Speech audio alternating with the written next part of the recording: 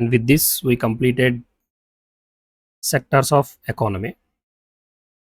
And next one, MCQs. Very important MCQs. ఎంతవరకు మనం ఏం నేర్చుకున్నామో ఒక్కసారి ఎంసీక్యూలో మనం చూద్దాం. These are the MCQs. కొన్ని ప్రీవియస్ ఇయర్ క్వశ్చన్స్ కూడా మనకు కవర్ అవుతాయి. యూపీఎస్సీలో కానీ, ఎస్ఎస్సీలో కానీ, ఏపీఎస్సీలో కానీ సేమ్ ఫార్మేట్లో మనం తయారు చేసిన వెరీ బేసిక్ క్వశ్చన్స్. మన అడ్వాన్స్డ్లో ఏమీ క్వశ్చన్స్ ఇక్కడ ఇవ్వలేదు, ఓన్లీ బేసిక్ క్వశ్చన్స్ ఇచ్చాం. ఎందుకంటే మనకు అర్థమైన కాన్సెప్ట్ని కరెక్ట్గా అర్థమైందా లేదా అని తెలుసుకోవడానికి ఈ క్వశ్చన్స్ అనేవి ఫ్రేమ్ చేయబడడం జరిగింది. దీని తర్వాత అడ్వాన్స్డ్ సెషన్లో మనం అడ్వాన్స్డ్ క్వశ్చన్స్ అనేవి మనం నేర్చుకుందాం. ఫస్ట్ బేసిక్ కాన్సెప్ట్స్ మీద మనం కొన్ని క్వశ్చన్స్ అనేవి చేద్దాం. So which economist is created with the foundation of macroeconomics? లాస్ట్లో మనం చూసాం కాన్సెప్ట్ ఇది. జేఎం కీన్స్ 1929లో వచ్చినటువంటి గ్రేట్ డిప్రెషన్ వల్ల మ్యాక్రో ఎకనామిక్స్ అనేది మనకి సబ్జెక్ట్ అనేది కొత్తగా వచ్చింది. రైట్, సైంటిస్ట్ పేరు JM Keynes. Great depression of 1929 was marked by. ఎందువల్ల వచ్చింది గ్రేట్ డిప్రెషన్ అనేది? డిప్రెషన్ కారణం ఏంటి అని అడుగుతుంది. డిప్రెషన్, ఈ డిప్రెషన్ కారణం ఏంటి? వన్ ఈజ్ అన్ఎంప్లాయ్మెంట్, ఇంకోటి అవుట్పుట్. అన్ఎంప్లాయ్మెంట్ పెరిగిపోయింది, అవుట్పుట్ అనేది పడిపోయింది, లో అవుట్పుట్ అనేది పడిపోయింది. చూసాం లాస్ట్ గ్రేట్ డిప్రెషన్లో వచ్చినటువంటి క్వశ్చన్ ఇది. Which of the following is not characteristics of the capitalistic economy? నేను చెప్పాను క్యాపిటలిస్టిక్ ఎకానమీ అంటే ఏంటి? ఇండివిజువల్ డెసిషన్స్తో నడిచేది capitalistic economy. Right. Number 1, private ownership, capitalistic economy. State control of production, this is socialistic. Profit motive, capitalistic. Wage labour, capitalistic. Right. So ఇక్కడ మన క్వశ్చన్లో అడిగింది ఏంటి? నాట్ ఏ క్యారెక్టరిస్టిక్ అన్నాడు. So answer is B, state control of the production. Next, macroeconomics deals with. Macroeconomics మనకు తెలుసు కదా, macroeconomics, microeconomics, రెండు డిఫరెన్స్ చూసాం.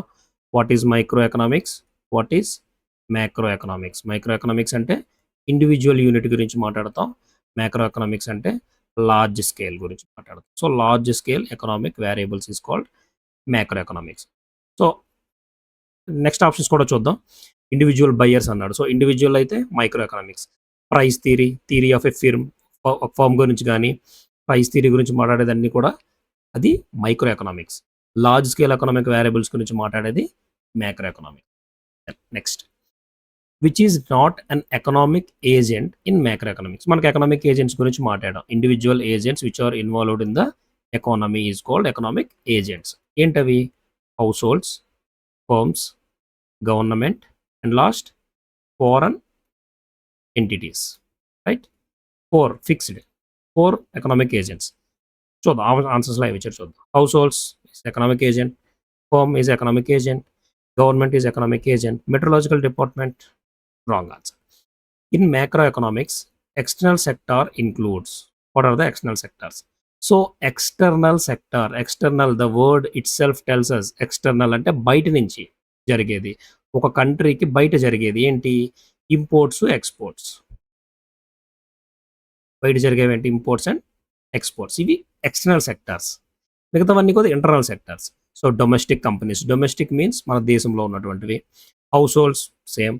Budget allocation within the country జరిగేది. ఇంపోర్ట్స్ అండ్ ఎక్స్పోర్ట్స్ జరిగేది external sector. Right. Next, who is the father of modern macro economics? So macro economics father ఎవరు? Same scientist J M Keynes. Next, which of the following sector is not a part of macro economic analysis? Right, not a part of. Question itself ask not a part of. Macro economic అనాలిసిస్లో ఏంటి? Nothing but agents. What? Agents, economic agents. ఈ question దేని గురించి అడుగుతుందంటే macro economic అనాలిసిస్లో part కానిది ఏది అంటే ఎకనామిక్ ఏజెంట్ కానిది ఏది అని అడుగుతున్నారు. సో మన క్వశ్చన్ మనం అండర్స్టాండ్ చేసుకుంటే ఆన్సర్ అనేది వెరీ సింపుల్ అవుతుంది. House holds is agent, government is agent, external sector is agent, agriculture is not an a part of macro economic analysis. Next, what was a key outcome of great depression? Great depression వల్ల key outcome ఏంటి? Macro economic analysis అనేది బయటకు వచ్చింది. So macro economics అనే term అనేది కూడా అప్పుడే మనకి బయటకు వచ్చింది. Macro economics. So 1920. Okay. So ఈ పీవైక్యూస్ కూడా మనకి ఈజీగానే వచ్చాయి. బానే ఉంది. కాన్సెప్ట్ అర్థమైందనుకుంటున్నాను. ఇఫ్ ఇన్ కేస్ మీకు ఏ డౌట్ ఉన్నా, ఏమైనా క్లారిఫికేషన్ ఫర్దర్‌గా కావాలన్నా గ్రూప్‌లో జాయిన్ అవ్వండి. ఎఫెక్టివ్ డిస్కషన్ ఉంటుంది. ఇన్ఫర్మేషన్ షేర్ చేసుకుందాం ఒకళ్ళకొకలం. మన కాంపిటేటివ్‌కి బిల్డ్ అవుతుంది. ఇఫ్ ఇన్ కేస్ ఏమైనా డౌట్స్ గాని, క్వెరీస్ గాని మీరు మా అకాడమీకి ఇవ్వాలనుకుంటే మెయిల్ చేయండి. a1academy1.official@gmail.com.